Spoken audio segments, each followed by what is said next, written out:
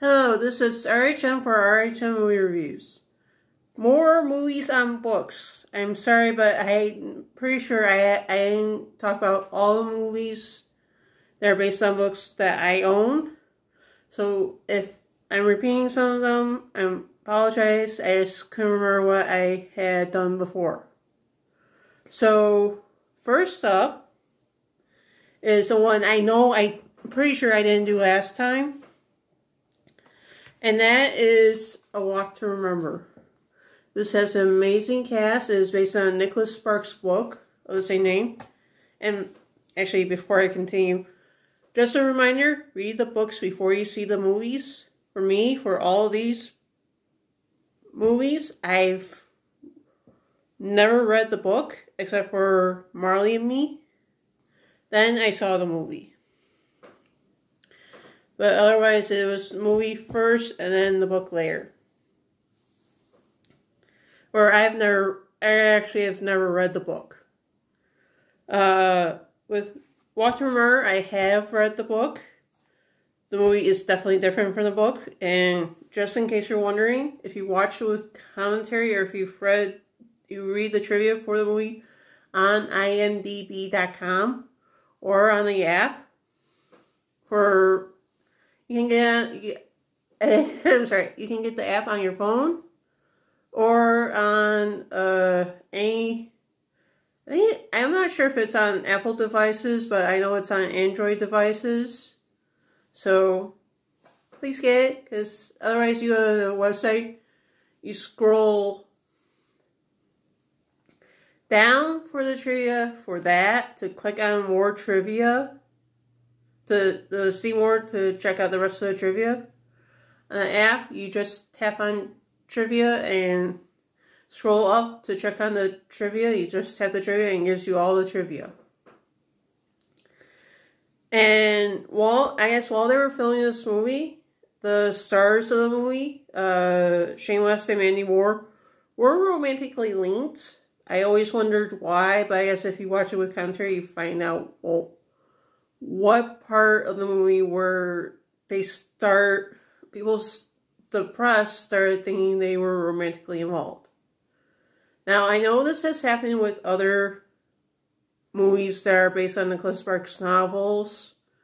And those actually end up being true, like The Notebook and The Last Song, which, just so you know, movie first, then the book, because that's the way Nicholas Sparks did. He wrote the screenplay for the movie first, and then he wrote the book. The next one, I'm pretty sure the movie came first, and then it was a book. It's called The Unfinished Life. This has an amazing cast. Yes, it is J-Lo and Josh Lucas. It's not Jennifer Lopez and Matthew McConaughey. I understand those of you who are watching this think, wait, hasn't he done... That is not Matthew McConaughey. It may look like him, but it's not. It is Josh Lucas. And this is an amazing movie. The book's good too. It is actually written by the same people who wrote the screenplay for this movie. And the book's amazing too. I'm not sure how you would want to do it. You watch the movie and then you read the book. Or you read the book and then you watch the movie. For that, or Unfinished Life, I don't know which way you would want to go with it. But either way you do it, both the movie and the book are good. Now, the next two are, the next few, next two, are on Disney Plus. One is on Disney Plus for sure. The other one's not there yet. But I'm pretty sure it will be, but I'm not sure. Alright, the first one is Around the World in 80 Days. This is just the latest version on a movie version of a book by author Jules Verne. And I know it's been done before, but I don't I forgot who starred in the other versions, but this one has a great cast. I don't watch it that often, but it's pretty good. I mean, Arnold Schwarzenegger's in the movie, so it has to be good. Not necessarily. Yeah. Now, the next one is one of two Bette Midler movies I will be talking about. Well, actually, that I actually brought the DVD down.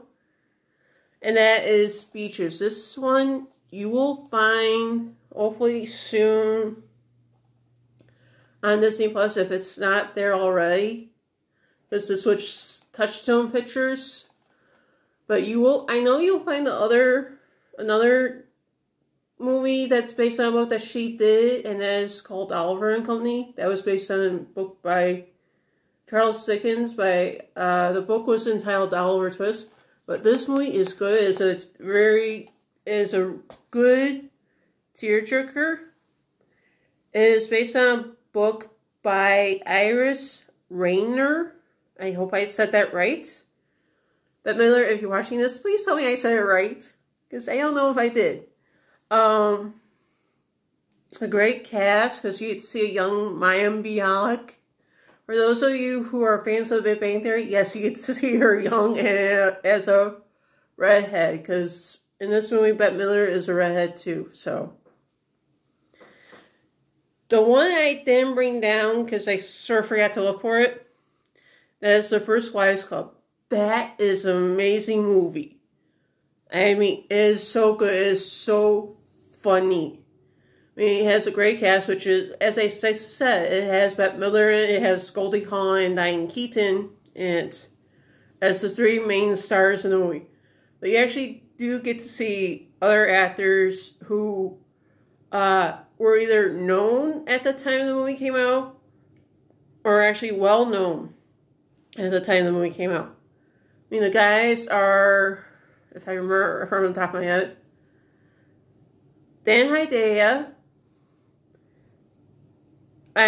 Just so you know, the only reason I'm saying late to Stephen Collins is because he's not acting anymore because of the scandal that his ex-wife brought up.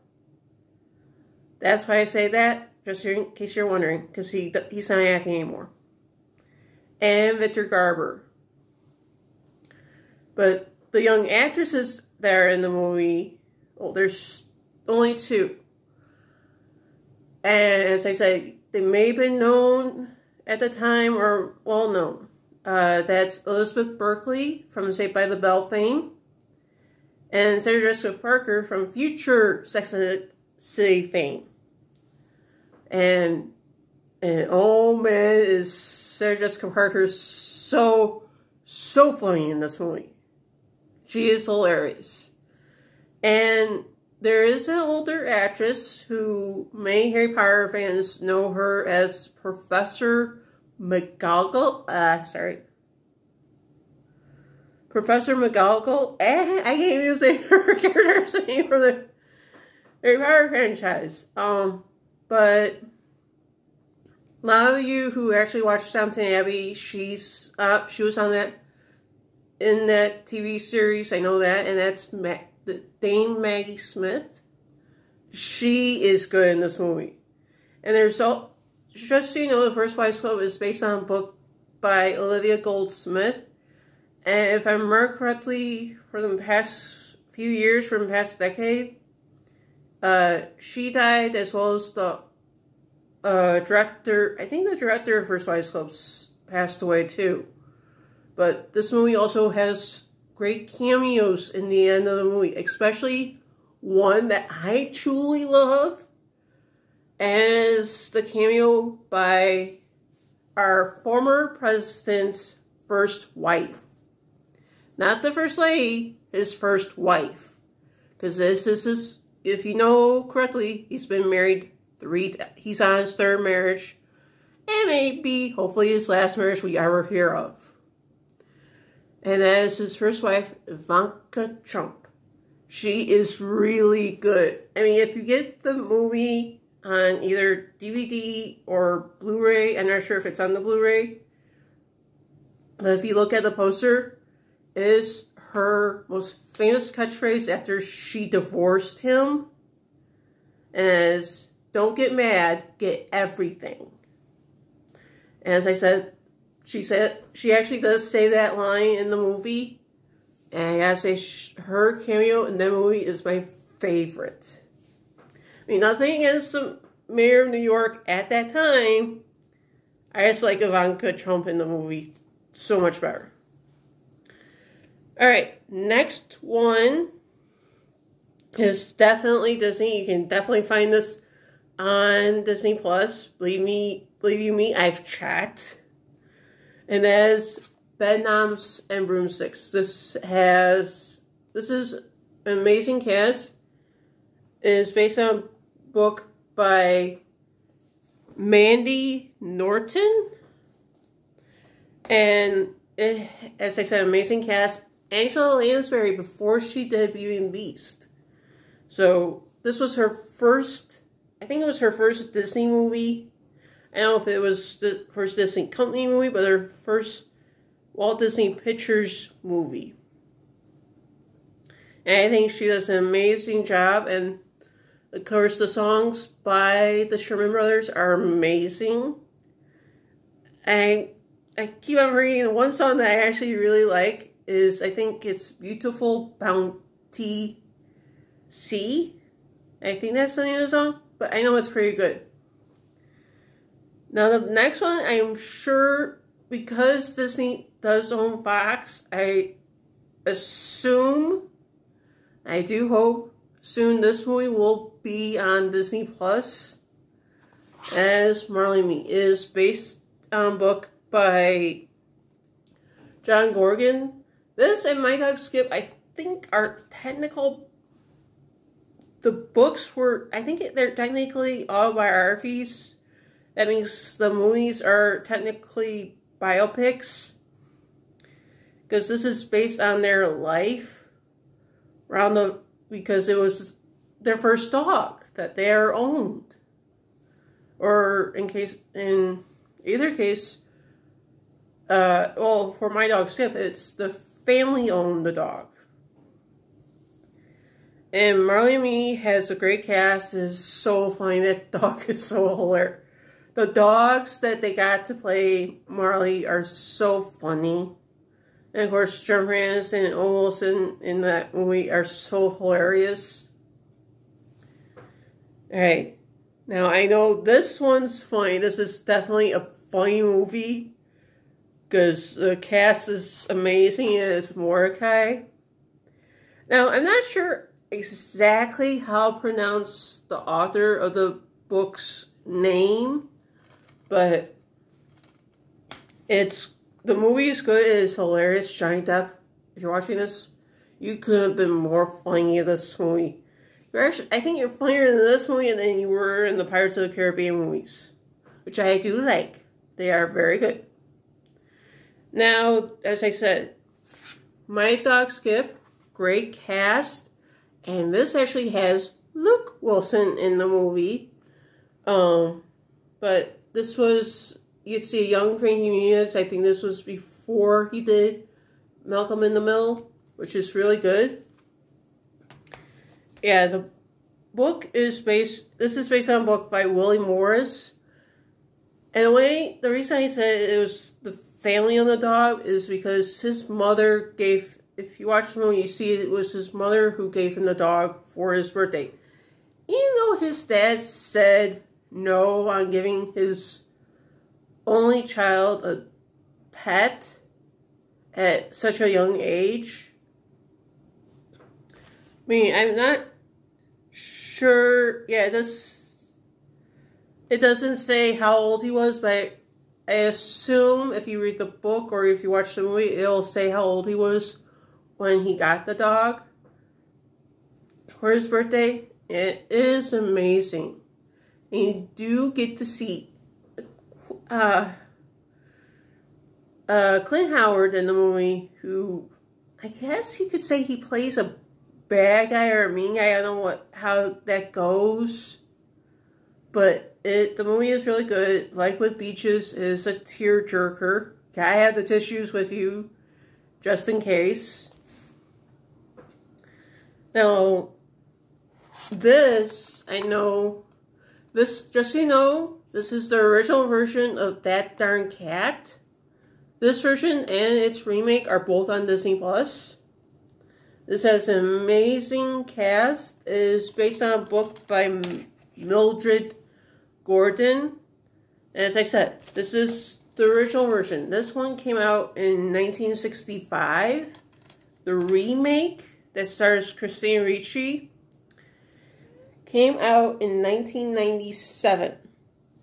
Alright, and now the last one, I'm pretty sure I have other movies based on books, but I'm not sure what they are. I'm sure I'll figure it out eventually. But next one, this last one is The Host. And believe it or not, I tried to read the book that this movie is based on. Book by Stephenie Meyer. Yes, the same woman who wrote the Twilight series wrote the book for this movie. And the movie's good, the book's even better. And as I said, I tried to read the book before I went to go see the movie because, and believe it or not, I was getting it out of my local library. And believe it or not, there was a long, and I do mean long, wait list to get the book to read it. So I ended up seeing the movie before I read the book. I was like, no, I wanted to read the book before I saw the movie. That's the way I did with Twilight. I saw the movies before I read the books, and I felt so bad that I did that. So I wanted to read The Host before I went to go see the movie. And believe me, the movie is good. I don't know if it's tearjerker or not, but as I said, amazing cast. You actually get to see an actress you've seen in the National Treasure movies in this movie as a sort of villain. But it's really good. And I do suggest, as I said before, books first, then movie. I know if you can't find books for That Darn Cat, and just so you know, it's not really called That Darn Cat, I do suggest you go IMDb to find out what the name of that book is. Or you go to another YouTube channel called Disney Parks. You look at when they looked at the tour of Walt Disney's office in California, and you will see what That Darn Cat is based on. I do suggest you watch that, and it's very good. And I do suggest, as I said, if you can find a copy of Around the World in 80 Days, or Beaches, or Bedknobs and Broomsticks, more power to you, because if you can find it, that's great. Because, as I said, I have never read the books, but I have read Walter Murray, I've read Marley and Me, I have read The Host. As I said, I wished I had read the book before I saw the movie. I really did. So this is RHM for RHM. Oh, just so you know, maybe one or the next episode or next two episodes are going to be holiday or Christmas movies. Or movies you basically watch during December or in November, but that's it. This is RHM for RHM Movie Review, signing off.